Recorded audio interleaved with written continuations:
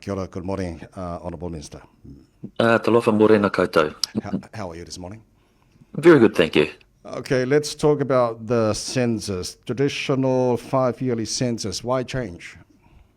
We've needed to change the census for several reasons. First of all, less people are participating in surveys, and these are observations around the world. And secondly, the cost of the census. The survey in 2018 was just over 100 million. In 2013 and 2018, it had gone up to several hundred million, and the projections were that the cost in 2028 was going to be close to 400 million. That is simply unaffordable. And so, like other jurisdictions, we're changing the way we do census. So a couple of things, moving the census from 2028 to 2030 as the next census. That will give us time to get the changes tested and in place. And then secondly, previous census have been a door knock supported by administrative data and increasing levels of administrative data 2018, 2023. We're changing the order of that and using administrative data first and supporting that with community surveys and targeted surveys. And that's where Pacific people particularly will be involved, because the current census has struggled to well represent Pacific people anyway. And so we're looking at targeted surveys, which fundamentally means that a door knock is still highly likely for Pacific communities. Correct me if I'm wrong. To my understanding, every census every 5 years, it will really help every household in the whole of New Zealand with what they need from the government. So the accuracy of this administrative data and annual surveys, how confident are you that this will help? Yes, so initially, the data, of course, won't be as good as what you would get from a full enumeration census. For example, languages spoken is hard to get from administrative data. That's one example, which is where the targeting comes in to make sure some of those attributes and some of the communities that are hard to reach are still picked up through a targeted survey. The benefits here, of course, are that once we have this in place, effectively we'll do a census yearly.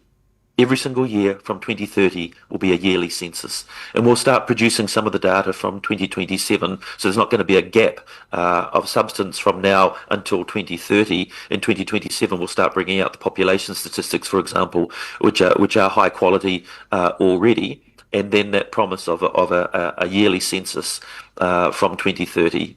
Yeah, well, the problem here, Minister, as far as I know, if these administrative data and annual surveys are not accurate, then there will be a problem in there. And that's why they're supplemented by community attribute surveys. That is 250,000 people still door knocked. And as I've indicated to you, for those communities that are already poorly represented in door knock data, they'll have targeted surveys. Okay, what convinced you this was the right time for such a seismic shift? Other jurisdictions are finding exactly the same problems. And so the timing is right now because we have time to push the census out. And we have increasing interest in gathering administrative data, utilising the IDI, and then, of course, the cost projections. So there are a number of reasons why the timing was now. It had been looked at by previous concerns as well. And we just believe the timing is now right to get this underway. Honourable Minister, critics worry this change could undercount Māori and Pacific communities. How will you ensure these voices aren't lost in the data? Yeah, so several ways. First of all, engagement. Close engagement, which has already happened prior to this announcement and will continue to progress. And then secondly, as I say, the targeted surveys for those Māori and Pacifica communities who should expect that a door knock will still be a significant method of contributing to census. So what new insights do you hope this modernised approach will unlock that the old census couldn't? Oh, well, it's a good question because the content of the census is still to be determined later this year. So communities and stakeholders will have the opportunity to pose what sort of other questions might a census be able to address. But also substantively, the timeliness of the data, as I say, being able to report a census annually from 2030. So the ability to get insights quicker is a substantial benefit to this new census. Thank you, Honourable Minister. My co-host Natasha has a question for you, please. Tēnā koe, Minita. Tēnā koe. Tēnā koe. The recent protest, which I'm sure you are well aware of, by the Destiny Church and Freedom Rights and the Rights Coalition, it featured strong Pacific leadership and rhetoric around faith, family, and freedom. But it does raise some complex dynamics. What's your view on how movements like this affect the Ministry for Pacific Peoples in its effort to build trust, unity, and you've talked about representation across such a diverse and sometimes politically divided community?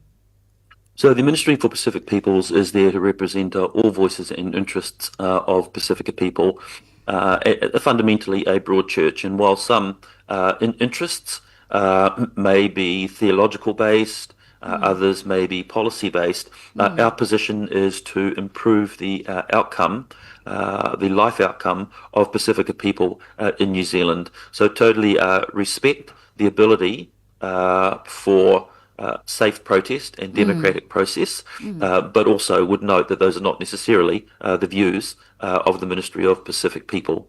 Does the ministry have a strategy for engaging with influential Pacific-led movements, even where their messages may challenge your view and criticize the government institutions? The ministry will engage with all of those who want to speak with the ministry. We want to take all views into account and then form policy settings that make a difference to Pacific people. Kia ora, Minita. Okay, one other question we want to ask you, please, Honourable Minister. How is the government supporting Pacific language preservation in the face of declining fluency rates? There are a number of ways. The whole Pacific language program, the Centre for Pacific Languages, the Language Weeks, which we support, we see ourselves in collaboration with Pacific nations as having an important role in helping preserve Pacific languages. So we take this quite seriously, and we apply funding to the preservation of Pacific languages in collaboration with Pacific Islands. So it is an important part of what we do. Yeah. Okay, one last question. With the recent research reforms, how will it ensure Māori and Pacific communities benefit equitably from scientific advancement? So Māori and Pacifica views are taken into account in a number of ways. Certainly from a stakeholder engagement perspective, and we have that desire to advance the science system for economic growth. And to do that, we will need some of the skills and knowledge that Māori and Pacifica communities have to advance that agenda. And so through the range of funds which we support, we're able to reach out to proposals that meet our objectives, which can be around the environment, which can be around the economy, which can be around health and social services. And help us, as we will help them, to project science towards an economic growth agenda, so that Pacific peoples also feel the benefit of their taxpayer dollars through the science agenda. Honourable Minister Dr. Shane Reti, thank you so much for your time this morning. Ngā mihi ki a koe.